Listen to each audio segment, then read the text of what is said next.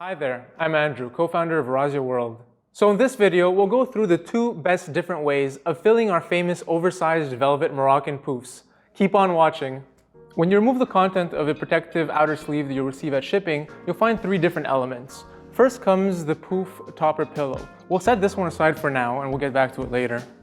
Then we have the velvet outer shell and the foam inner liner. Now the foam inner liner, when you receive it, will be rolled and compressed. You'll need to let it sit for a few hours to let it regain its square shape. We let this one sit overnight and you can see it's come back to its original form. The next step will be to insert the foam inner liner into the velvet shell. Make sure to push all the corners and edges together. You want the foam inner liner to take the full shape of the velvet outer shell. You'll have something that looks like this. Now the filling type will depend on how you plan on using your Moroccan pouf.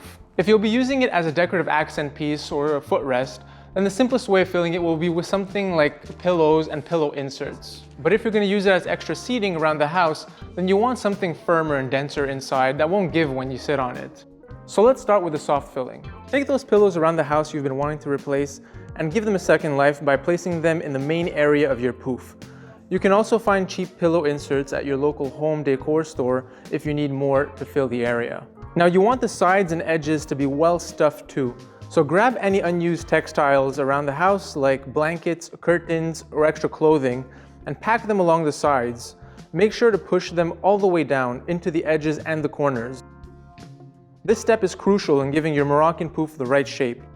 Once the content seems well stuffed and overflowing, push it down, close the bottom flap, and flip it around. Even out the filling by working the pouf surfaces, giving some taps and flips as you deem necessary on different sides. Once you're fully satisfied, you're done.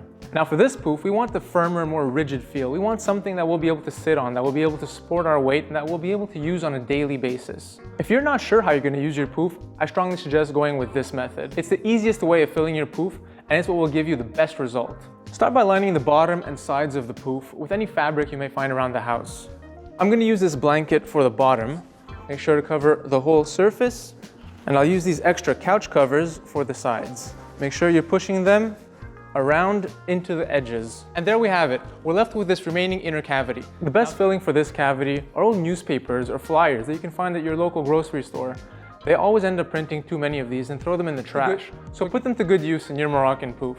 Most importantly, it's going to give your velvet Moroccan pouf the perfect firmness for functionality while remaining light enough for you to move around the house. Tear sheets from your flyers in groups of 3 or 4 and crumple them into tight balls. Now let's crumple more paper. And there you go. Your pouf should look something like this. You want the paper to be overflowing so that when you close it up, the paper will compress and hold the shape of the pouf that you're looking for. Now our final step, we're going to go ahead and put an extra piece of fabric on top of all this. There we go. And now close it up. You might need someone's help for this as one person pushes down on the pouf and the other zips it up. Now flip it around and give it some nice taps on the surfaces to get that shape you're looking for. Here's the pouf we filled with the pillow stuffing earlier. You can see it's really soft and gives away when we press on it. Compared to this one that we just made with the newspaper, look how firm it is and how much it keeps its shape. This filling is ideal for daily use and sitting, as you'll notice it'll keep its shape over time. After the first few uses, if you notice it does compress a little bit, just flip it around, add some extra newspaper. It just means the newspaper wasn't packed tight enough when you originally filled it. After a few refills, you'll notice it'll keep its shape and not change anymore. Now let's place that decorative pillow topper from earlier onto our pouf and flatten everything out.